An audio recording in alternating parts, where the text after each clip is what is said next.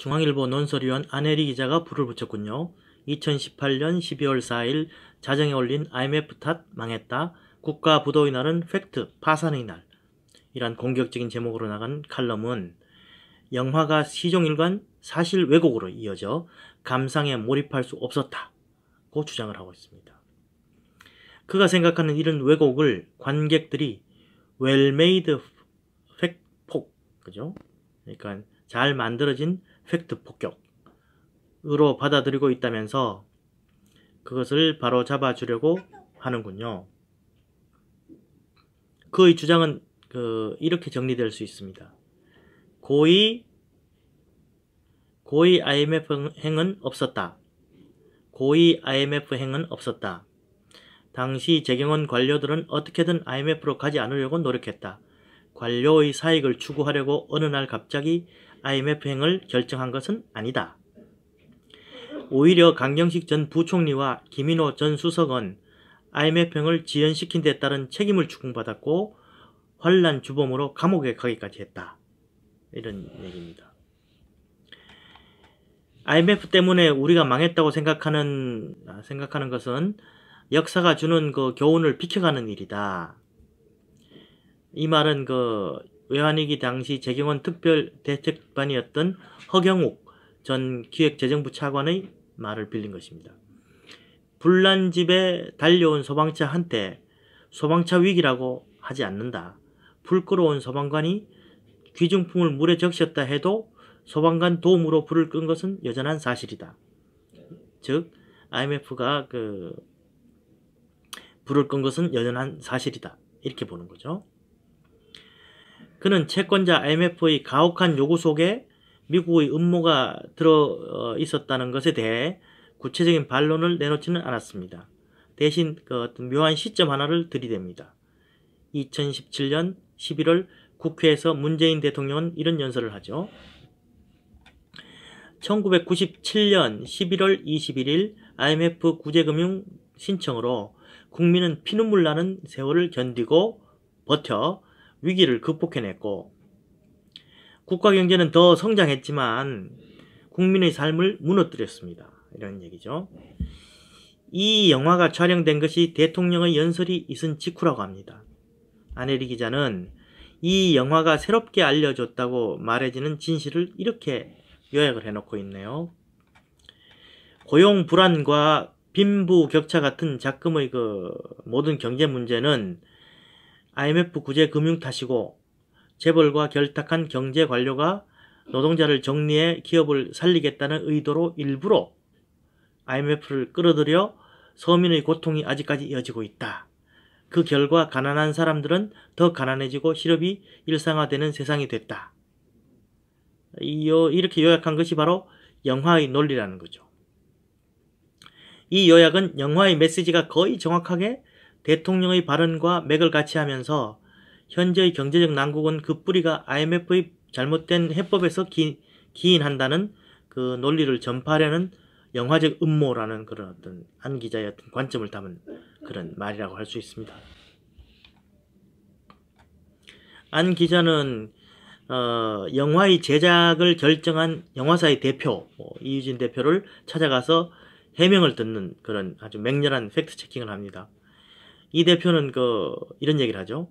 난 정치적인 사람이 아니고 영화도 정치적인 영화가 아니다. 이렇게 얘기를 하고 그렇게 보였다면 영화를 못 만든 것일 뿐이다.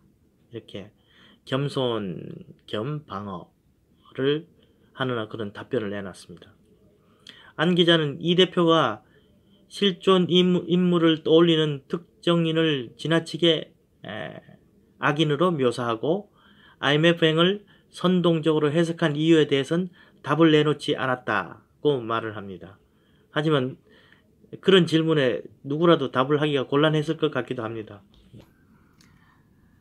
한편 안 기자의 이런 칼럼에 대해서 일부 격한 욕설 댓글이라든가 이런 비난 댓글들이 좀 달렸고 고발뉴스의 하성태 기자 같은 분은 아예 이 칼럼을 해부하면서 역공을 시도하고 있죠.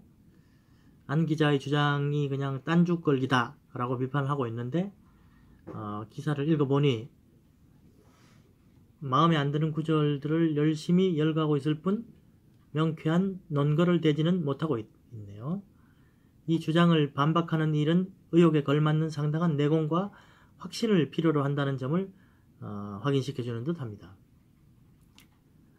거의 같은 날 6시간이 지난 그런 새벽에 이 영화에 대한 기사를 올린 신문은 조선일보였죠. 조선비즈였습니다.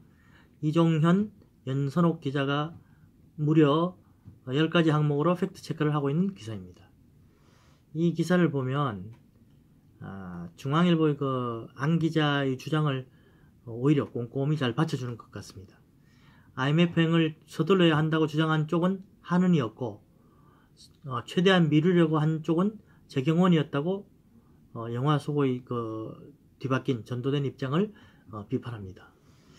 이경식 당시 그 한은 총재는 김영삼 대통령과의 통화에서 IMF로 서둘러 가야 한다고 재촉을 하고 있고 IMF에서 돈을 빌리는 것이 별로 대단한 일도 아니라는 식의 말도 했다고 하네요.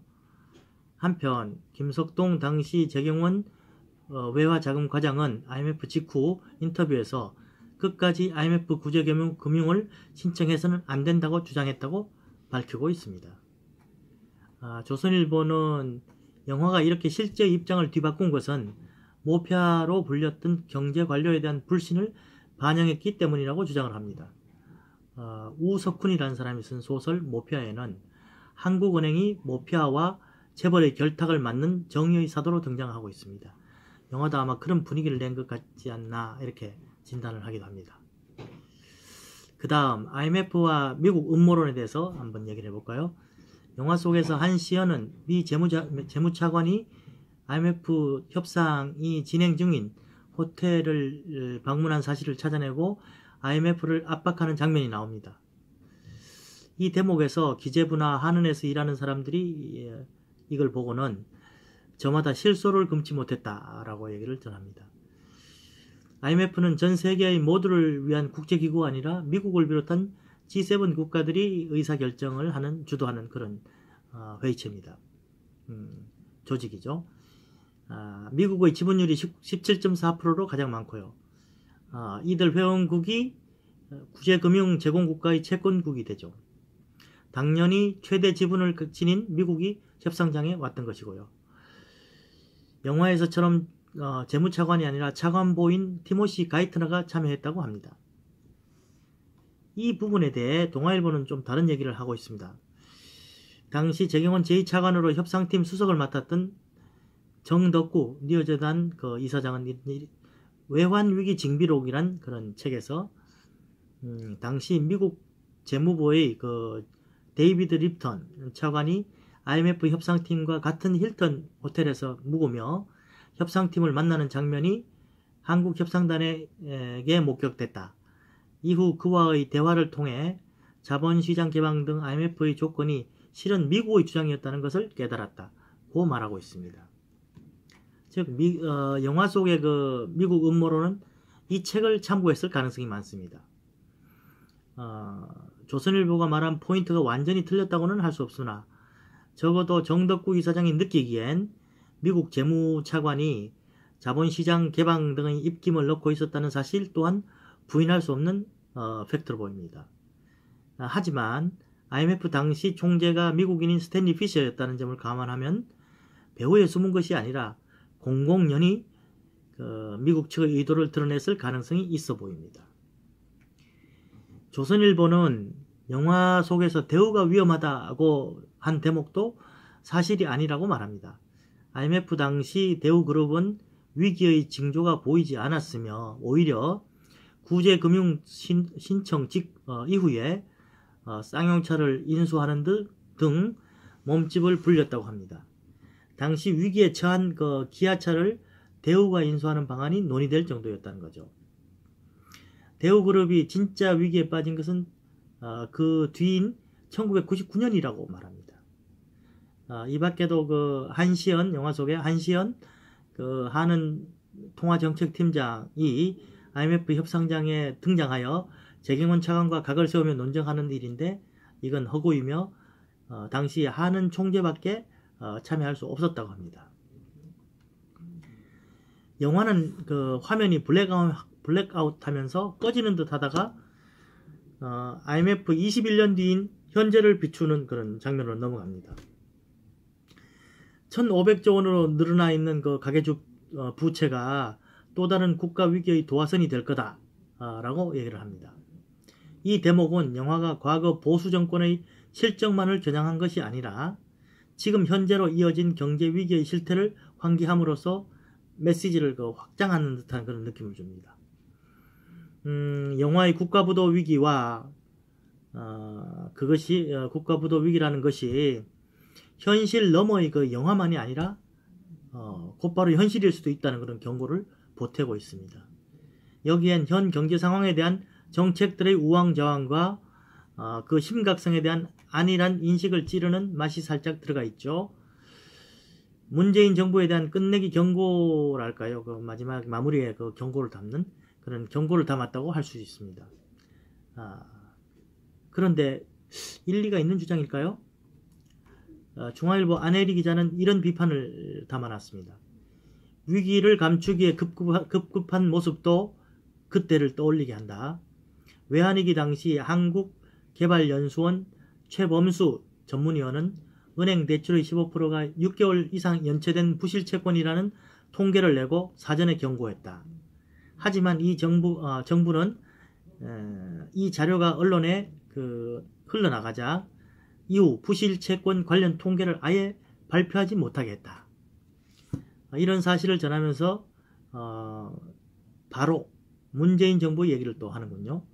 문 정부는 원하는 경제 통계가 나오지 않자 아예 통계청장을 갈아버렸다. 이렇게 얘기를 합니다. 김대중 전 대통령의 비서를 지낸 장성민 전 의원은 영화를 보고 페북에 이런 글을 썼다고 합니다.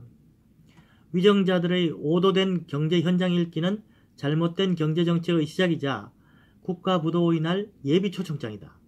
문 대통령에게 잘못된 경제정책이 얼마나 국가와 국민에게 큰 재앙인가를 직접 목격해보라는 말을 건네주고 싶다. 이렇게 얘기합니다.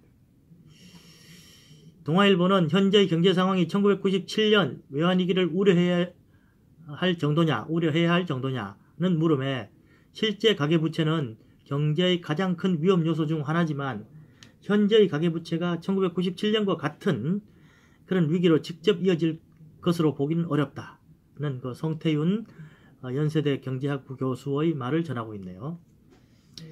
조선일보 또한 금리 인상기에 본격적으로 접어들면 가계가 감당해야 할 이자 부담이 눈덩이처럼 불어날 가능성이 있고 급증한 가계빚이 소비 여력을 축소시키면 경제 활력이 떨어질 것으로 우려된다고 하는 그런 문제의식에는 동의를 합니다. 하지만 1997년 같은 위기를 촉발할 것이냐 이런 우려는 좀 과도하다고 하네요. 당시 위기는 만기가 돌아온 단기 회채를 못 갚아 생겨난 사태였고 지금의 가계부채는 외화 부족과는 큰 관련이 없다는 겁니다. 당시 그 금융사들은 채무자에 대한 적정한 평가 없이 기업에 마구 돈을 빌려줘 자금 경색이 일어났으나 지금의 경우 가계부채가 늘어나긴 했지만 담보와 신용평가가 예전과 달리 비교적 깐깐하게 이루어진 대출인지라 부실 위험이 크지 않다는 겁니다. IMF를 다룬 영화는 많은 기자들에게 20년 전의 그 수첩과 기억을 꺼내게 했을 겁니다. 당시 긴박한 상황을 취재했던 기록들을 뒤져 영화의 구석구석과 맞추며 팩트를 맞춰봤을 겁니다.